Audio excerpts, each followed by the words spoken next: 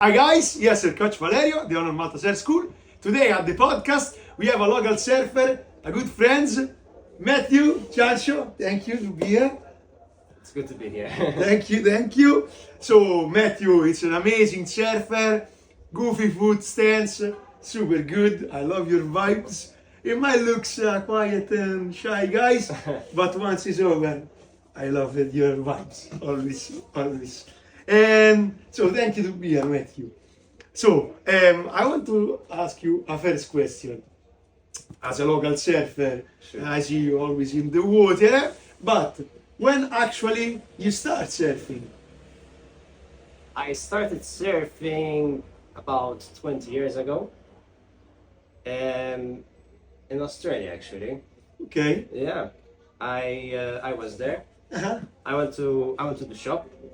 I told him I want to buy a board. Give me the board that I will finish with. You know, like professional board. Just give me that board. I have no idea how to surf. He gives me this 6'2" short board. Like, okay, let's go. Go. So first surfboard, shortboard. Short board. And you managed to catch a wave? I caught one wave, just one wave, and that's it. I think I spent months and months and months just paddling and not doing anything with this shortboard. No, thank you for this feedback, because I always tell to my students, to some new surfer, when you go in surfing, I know the shortboard looks cool, but it's better to start with a bit longer, like Yes. a Malibu. Now this Decathlon, a soft top or something like that. Yes. Yeah, it's a good advice for a new. It is good advice, yes. And then once you get the momentum and the idea and the feeling, and then yes, then you decide where you want to branch, maybe short board or long board, or maybe sub. Yeah, whatever Whatever. you guys like. So you start in Australia, Yeah? okay, and then from there, Gold Coast, you told me. Gold Coast, yes. From there, you come back to Malta, and you start to surf over here. Yes, I came to Malta, and back when I started, there weren't any surfers. I mean, very little. Okay. So one day I was like, you know what? It's my birthday. I'm gonna take the day off, grab a wetsuit, and just go to the beach. If there are waves, there are waves, there are waves. I don't even know how to read the charts. So I go there and I see this one surfer in the water running around and surfing. Like, oh man, there's actually surf here. So same story with my shortboard, you know, just trying to get out and make something. But yeah, and then eventually the whole world of surfing in Malta exploded. Very good. Very good. So at that time, you remember who was the surfer in the water with you? Back then, yes, it was Jay actually. Okay. Yeah. Very cool. He's the first surfer I met. If you see us, Jay, another cool guys, look like a big Kelly Slater. Yeah, very nice guy.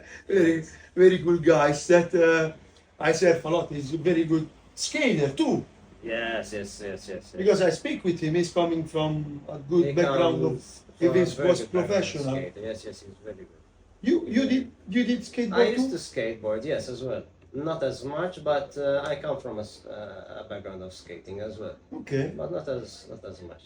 So when you was younger, it was like dreaming of surfing, or you see like a movie that they want to, or because you end up in Australia and there was more environmental around surfing. You say, I try surfing. Well, there was something always about the water that would drive me, you know. I couldn't understand. And then when I went to Australia and well, you see surfing everywhere. Yeah, exactly. It's just okay. First, I had a boogie board Okay. before, and all I was trying to do is this boogie board was just stand up on it. So I was like, you know, let's just get a board, and Better. yeah. Better. So, thank you. I was thinking, what motivates you, know? Because while we're surfing, of course, the waves here are not always the best offshore. Or Yeah. what motivates you to surf? What motivated me? Well, it was that first wave actually. when I caught that first wave in the Gold Coast in Australia, it's like that feeling. I kept on chasing that feeling. It really was incredible. I just wanted to have that feeling and get it always better and better and better, and just it was like ecstasy, you know. Exactly. It's an amazing feeling. That's amazing. Whatever, if you are a beginner, or even if you surf for how many years now? I've been 20 years now, huh? And when you got a waves, you go home with that feeling, right? Yeah, but before it used to be simple. Before it was getting on the board and you get it, like, wow. Then from there, it escalated. Okay, now we have to turn. Exactly. And with the more spur we make, oh, even better, baby, you know? And then the size of the wave. And lately, I've been trying for many years now to make an air. Yeah, I see you. I see you a lot of time. I see, guys, if you're coming surfing in Malta and you paddle out and you see Matthew, he loves, like me, the left-hander. Yeah. So remember, local surfer, bit of respect, always nice smile, nice shaga, and you might see him even try some jump. Because Definitely. I see you. You're always trying to do that. I always try to find that wave and see my takeoff point and just try to get it. I see you jumping, grabbing, and then most of us landing. Yeah, that's the hard part. The hard part is true. Very good. And this one, because I ask everybody, as surfer, we are a bit more stubborn. Eh? Yeah. Oh yeah. Well, if you have to succeed in surfing, it's always persistent. You try and you try and you try again. And some surf spots that we go to, and sometimes the big bad weather, man. It's like, what am I doing? Why? You know, you get pounded so many times under the water. You get hurt. You get like so many elements are against you. Yet you find a way how to go and catch the next wave. So guys, to start surfing, be prepared. Consistency. Yes. It's not just boom, I go and I get away. It's Most of the time we get pumped down, tumble, Exactly. wipe out. But it's Oh, part yes. of the game. It's part of it's part of the game. Now, favorite surf spot here in Malta? Favorite surf spot. Yeah. It used to be Golden Bay, but now I'm tending to go more towards Faitata and St. Thomas. Okay, the south. There's a left-hander there. It just goes. If you get it right on a big day, I've literally caught one from Faitata all the way into the car park of St. Thomas, just all the way in. The longest wave ever. Beautiful waves. Yeah. Incredible, huh? Especially in some specific day when the water and the sun, I mean, the water is clear. Yeah. When there is the right sunny day, the water is like crystal blue. I have beautiful photo and I see Incredible. surfing us. And if it's offshore as well, that is very rare. But if it's up and it's beautiful. Yeah, Beautiful. if that happens. Wow. Then, so, St. Thomas and Faidala, Yeah. I think so we share the same Ah, opinion for the waves. goofy lovers. I left waves. No, amazing the spot. Yes. But I like also Marlies. Eh? Marley's is good. Marley's is good, but the thing is with St. Thomas, the wave is longer. It's smoother, which is okay. So it's more a turn wave. I Yeah. see it. Give us more opportunity Exactly. to make Turns, cutbacks. With Marley's, the wave is shorter, bigger, but shorter. So So you think St. Thomas is more forgiving waves than Marlies? yes. Okay. Yeah, it depends. If you're St. Thomas, car park, okay. Yeah. Faitata. There is the wall. It depends how big, you know. Yeah. Exactly. I broke boards over there. Really? Faitata, yes. Now, I have a memories with you that I think so was less than the first months I was here. And we went, me, you, Pepe, and I think so there was even a Spanish guy, Carlo, Is that low? Okay. in playground. Do you remember the day? Of course I remember that day. I Big remember day. That was a big day. Day, yeah? That was a big day. Even just to go down to that site, it's fuck man, it's crazy. Crazy spot. It's crazy spot. But the waves there sometimes, oh my god, Can be super so good. good, so Super nice, good. incredible. Remember about the day. For me, it's one of my funniest and crazy mistake that I ever did. You remember? You forgot your booties, I think. What was it? No booties. I jump. I was too excited. I jump with the leash wrap still on my wings. I see the waves. Wow! And I jump. And then thank God you and Carlo didn't jump yet, and you guys saved my ball. I had to go back swimming. But you have like a sort of fun memories of surfing, or like that was the best day of my life of surfing in Malta. Yeah, a kind of memory like that. Well, that lots of memories. You know, one particular one which I remember was the very first surf competition you had made. It was the group and people that we had, the vibe. It was incredible. It was like one of those days I kept on remembering till the day. And especially because I had a really super wave, man. I went in the barrier and I did like fuck. Wow, yes. Yeah, that was a really epic day actually. I really love it. That energy. Energy. And you know, There were the old surfers as well. with all the surfer, and I love how everybody embraced the day and was telling me, Vale, come here on this side of the Riviera. Yeah, Here there was our sofa. Those rocks where everybody chill, and there was you, Eddie, Peppy, Carl, all the Ben. Yasmin came down, I think. Yeah, Yasmin came down, Mark, then there was Joe. And Joe, yeah. Joe, yeah, guys that had the first surf shop in Malta. Of course. The Rip Car. Yes. So he was there, helped me judging, and Mark.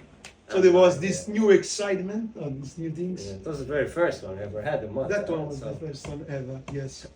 And it was super good. Yes. We really had a good time like that. And the day the waves was big. Yeah, it was a big day. I thought we weren't going to do it because it was not an average day, you know. It was quite a big day.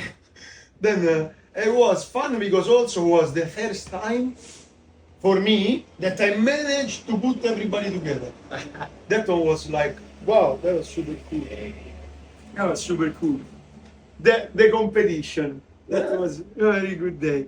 You know, because I always try to find out which one was the first ever surfer here in Malta. Lalo, the first surfer. Well, the way I remember when I had started, there were always these group of surfers. So you have Carl, you have Gambulu, and Eddie with Pepe as well. They used to always be there surfing, always be there. They were before me. So I think to my knowledge, I would say one of them, or maybe possibly Eddie. Possibly. Super cool Eddie. Yeah. Nice guy. Eddie. Fantastic. I love him. I want him to do it so much. If it's in the water, you know that it makes your day. Yeah. You can spot him in the water. You see him, he's in the water. Everyone knows he's in the water. But those guys, as we speak before, you told me most of them was coming from windsurfing. Yes. You have Carl and Gamblu. They are like really good windsurfers. So on a crazy day, they'd prefer windsurfing to surfing. And then eventually they came over to surfing as well. And that's they also found some surf spots like that because where they used to go windsurfing, they're like, there's a break here, you know, let's check it out, you know. Yeah. That's I think so that happened also when I grew up in Rome, and sometimes I remember when I didn't have my first board, I got a windsurf abandoned from the beach like this, and I used to get those waves that was start passing the ferry, you know. I was making the waves. Right. I tell you the story. So in the bay where I grew up, there was this ferry that was going up and down, and I was working on the beach, and there was this abandoned windsurf and I got a couple of waves. So I think so even in Rome, most of the surfer, of course, then there is the radical that they start surfing just with the surfboard from trip, from movie. But I think so, yeah. Somebody started with the windsurfing and then turned into surfing. Andrew Ward told me that he was more into windsurfing and then he started sub surfing. Even Sandro, for example, he was windsurfing, and then he started surfing with us as well. Yeah. So, what was the first community? What you think? The first community of surfing.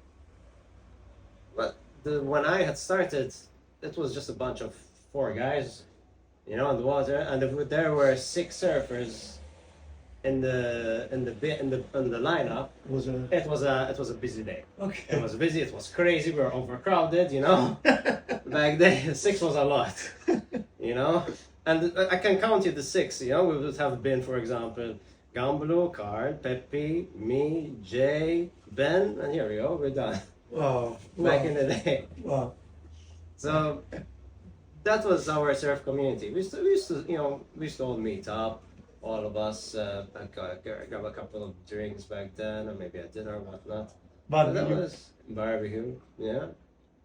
You know, that was the community. It was before. Everyone used to know each other, you know, because whoever's gonna come in the water, you're gonna know him. Because back then you can't just buy a surfboard in Malta. You have to. I mean, Joe wasn't like. Not everyone knew about Joe to buy a board, so no one knew from where to get a board, you know, and you can't rent or down on. So if someone gonna come to water, yeah, we know him. So what was completely different at the time? Yeah. So I wasn't there yet. No. Back there you would surf a lot and you'd be the only surfer in the water. Wow. Where every wave that comes, you'd be like, this is a big wave. No. Okay, from the community, there was the community of the bunch of guys that's so small. How you can see now, as a local surfer, how Malta is changing, you know. Because, give me your point of view, you know. Wow, I saw Malta change regarding surfing. My goodness. So like I told you before, 6 people, overcrowded. And this would be in the summer, you know. And now I would go on a regular day, and I can't count the amount of surfers. Like every 10 or 20 now. Like I don't know, you know. And that's a normal. So it definitely grew with the number of surfers, and it's also apart from the number of surfers that grew, it's the type of surfers. So you have beginners on the inside, on the outside.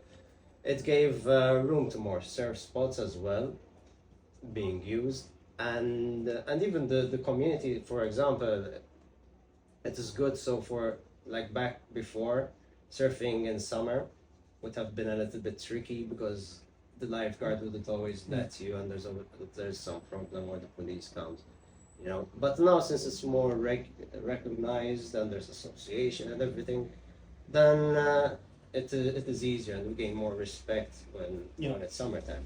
Now, just for who doesn't know what happens here in summertime, we explain it. Basically, in winter we have all the bay, everybody can surf wherever you want. In summer, here they put a line where they delimitate an area exclusive for the swimmer, and an area supposed to be for the craft of the Red Cross in case of emergency, or for the craft to come out and in and out, like a launching corridor, you know, for windsurfer, and there we surf. Of course, it's a smaller area, and now we're gonna be a lot, but now, like Matthew say, the lifeguard are nice, sometimes they let us surf, then now we get more, how you say, discipline. More discipline. Discipline, we get more discipline, so we come just for sunset, you know, so we adjust. We adjust on the summer period because it's completely different. And what I've also seen, so when we started, and we used to see a new surfer in the water, we were like, oh wow, we have a new surfer, you know, let's speak with him, like, from where did you get your board? Let's start from there, you know? And And normally it was just short boards, and maybe you see a long boarder here and there, like Carl, which is longboard. So from there, it changed. From shortboards, we started seeing boogie boarders. We started seeing people eventually going with the sub. When we saw a sub guy, we're like, what on earth is that thing? You know, what's he doing in the water? Another guy. Then we saw this. We used to see this guy canoeing as well. So we got a couple of those. And like, what on earth? Kayaking. Yeah. I was like, what's happening here? What are these weird gadgets and stuff? And now there's this guy with a hydrofoil. It looks really good fun. And like, oh wow. That's cool. It's really changed from just a couple of surfers with some short boards and long boards to all these new ways of enjoying the water, you know. No, that's amazing. I mean, technology. Yeah. You know, why not? social media as well. What do you think? Help to grow? Yes. Social media definitely grew the community. Yeah, those I think so help a lot, you know. And for who follow us, you know, what is the best? Because this is a question that many times people ask me. So, what is the best time to come surfing in Malta? Time. So if you're coming for a holiday, huh? Because a lot of people think that Malta is island in the Mediterranean, where there can be a tropical island. Sometimes they think, oh, it's a tropical. Yeah, there is a fantastic weather. The weather's fantastic. But still, we have season. Yes, of course. We have the winter season, spring, summer. It's not like every day for sure. Yeah, of course. But you know, let's say somebody is free all year round, you know, and want to come for in Malta for surfing. What will be the best period? I would say the best period would be in December, January. But if you have the luxury to book just a few days before, it's perfect because you can check the weather and you say, okay, so we have some wind and it's going to come for these 2 weeks, and you will literally have surf for 2 weeks, and then it's back to summer weather, you know. So if you have that luxury, then that's great. But if you come, I would say December, even October is good. It's still nice and warm, but December, January, you're bound to find some waves. More often. Yes. So more often in winter than in summer. Yes. In summer, you're not gonna find waves. You might find, but I mean, This is I love it because you say you might find, or we make it, or we try to invent something. Yeah, we could invent something. Why not? But I love it because the idea of wakeboarding, and it's come actually from your stories. Because you was telling me that when there wasn't waves, what we do. Yeah. And you, Mark, Pepe, you was going with the... What used to do that? Yes, of course. We used to go wakeboarding as well. Of course. But not just with the wakeboard, with the surfboard. Man, I used to go out and paddle. Of course, in summer especially. Just go out and paddle. But also get used to pull with the rib and the rope and the surfboard. That's what they used to go and tow us and just go to the surfboard. So they do tow surfing here as well. Yeah. Because you have to do something in the summer to keep going because the spark goes. Yeah, the spark has to remain, you know. I should go crazy. Those are the funny stories that you tell me. With him, we had a fantastic. With you and Mark, you had the fantastic trip to France that I still remember as the best holiday ever. That was really good, yes. So when we arrived, the big waves on the first day. On the first day, I was like, oh my God. Okay. The guys that ran out of petrol soon we arrived. Oh no, yes, why? Everyone was craving to go surfing. We arrived at the surf house. The guys, remember the guys said, like, guys, welcome. Finally we arrived after the guys ran out of petrol. You guys want a beer, you want to chill, you want to go surfing? Go surf. Want to go surfing? Surf now, let's go. Amazing, like, amazing. Because I think they don't know that we do not have surf back home, you know, it's not every day. Oh man. And the parties as well, back of the days? The parties? Yeah. Oh, the parties back here? Or? Yeah, the surfing party. Because I know that Mark is organized some surf party. Yes. Oh, That was fun. yes. He used to make some crazy parties. I can wait to invite him and give me some insight from this party. Yeah. Because he was cool. Then we got also like the hot dog shack and Yes, the bartender. the hot dog shack and everything. It started from a few friends to an organized party with the DJ, hot dog stands, security guard, and everything. We're like, what happened here? Super cool. You see the community, and there are some really cool person in every community. Yeah. And you are one of the amazing one, really, man. Oh, thanks. And I really appreciate to have you here today. All right, thank you, Matthew. Right. So then, Matthew, I want to ask you, what is your favorite surfer? Favorite all-time surfer? I mean, if you have one on the past or one now, tell me Oh, okay. if you what if you get inspiration from anyone. I was always, well, not always. First, I started with Kelly Slater. The legend, The legend, the GOAT, I mean. God, exactly. Of course. Like everybody, even. Yeah. And then I kind of brushed out to Gabriel Medina. Amazing. His aerials are just something I always look and just picture myself just doing them, you know. Just his airs, they caught my attention. As soon as I saw him do like a specific air, I saw a video on Super Tubos he made. I was like, Wow. okay, from now on I'm gonna just try to do that, you know. And yeah, that's what got me why he's my favorite surfer. Very good surfer. Yeah, he's quite good. Now that you mentioned Super Tubos, are waves that you dream to surf? Dream to surf, Lalo. Well, I would say it would be, if I had the time, I would have loved to get into the big wave surfing. So, for example, we can go to maybe Pipe Wow. or even Typhoon.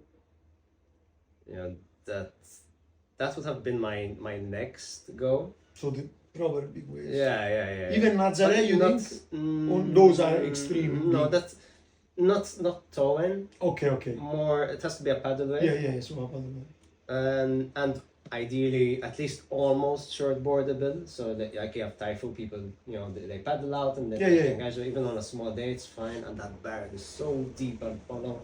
I mean, I would probably go there right now and just stay there in the moment and savor it, and then maybe catch a wave. I mean, I'm not local there, so it's, you know, I'll ease in.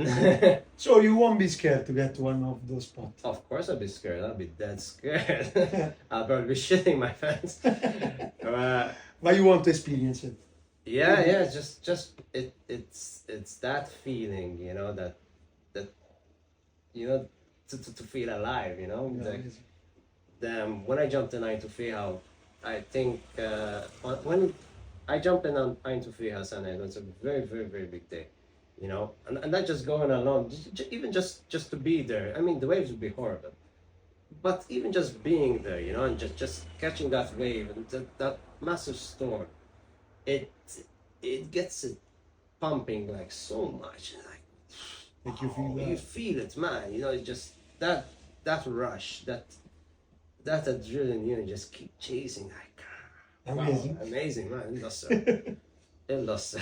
Big waves. Yeah. Big waves and tubes and aerial. That's what you love. The aerial. Well, for the waves we have now, aerial is definitely on my number one list. Before perfectionizing the turn, but aerial is number one. So if I see a wave and I'm seeing a nice clean opening, the first thing I'll do is, can I air? And I'm like, okay, let's get in a position so we can air, rather than, you know, turn or cut back or something to see what we can do. So and I really wish you to land That's that number one day. That's number one, yes. Because if I see you landing, I'm gonna be happy like crazy. Yeah. And Amazing! I will be one of your first support. Yeah. If I can get some good air, like. Because you got the land, I see them now, just the land. It's the landing, it's the landing I need to work on. You know, Good luck. again, every year it's like, this is the year. Buono, grande Matthew. Very good. I think so. We cover all the questions for today. I'm super happy that you are here. But now, before to close, I would like that you give an advice to a new guys, a new girls that it's keen to learn surfing and want to approach this new fantastic world and this new journey. So. Okay. All right. So I would say the best way to get into it, the easiest way to get into it is to probably go with an instructor because you are guaranteed to get on your board and you're going to get that feeling, and you'll know if you're hooked or not. I mean, that's how I knew when I got that first wave. I was like, I'm hooked, That's it. I'm done. It's over. If you're gonna start, I would suggest that line. But if you're not gonna go through that line, then you better be like really persistent and really dedicated because you just need to paddle so much. That's the advice. That's the advice, right? Just need to paddle. I mean, if you can't paddle and get out to the line and just, even after a wipeout or whatnot, if you can't just paddle back and control yourself, then you're not gonna catch the waves, huh? So guys, take treasure of this word that Matthew say, and always it's safer to get a coach, especially for the beginning, especially if you don't know the area, especially if you go in somewhere. You see there's big waves, but I always say, guys, start with something small, chest high. Exactly. You can start gradually. You have to know your limits because if you don't, you can get hurt. If you just go on a big day and you be like, oh yeah, whatever, it's a wave, I'm gonna wipe out, it's gonna be fine. But sometimes the wipeout might take you all the way down to the bottom and you might hurt yourself on the reef, or you get hit by your board. So it's good to know your limits at times and not just always push over because you might get hurt, Yeah, and we don't want to get hurt. Yeah, of course. Because at the end of the day, we are all people that don't do this professionally. We going to surf because after work, for fun, Me, I have a surf school, okay, but at the end of the day, you guys maybe can study, you have your job to do, that you want to stay safe and have fun. So it's important also to know the surf sport because there are some surf sport and some surf sport. So good. Yeah, before and even if you're starting, what I found good for me was just ask other surfers. Very important. I used to ask back in the day. I used to always ask like Jay or Gumblue or Carl, whoever. Like, what am I doing wrong? How can I improve? How can I improve my dog type? Oh my God, that took me ages to get. And they'll tell you, try doing this instead, try doing that, even when paddling for the wave, trying a little bit forward to get that momentum, just these few tips they would say. Let's say just one word, they'd be like, oh yeah, and they open and then that's it. All of a sudden your word is open, like, there it is, Right, amazing. Yeah. Very good, guys. So for today, it's all. Thank you again, Matthew. Thank you to be here. Thank you for being always a fantastic guys. Remember, guys, if you're coming to Malta and you paddle out, see a local surfer, always say hi. Now you know Matthew as well. And so, thank you all of you for watching us. Stay tuned for the next podcast. Aloha, Sir Coach Valerio and Matthew. Yeah.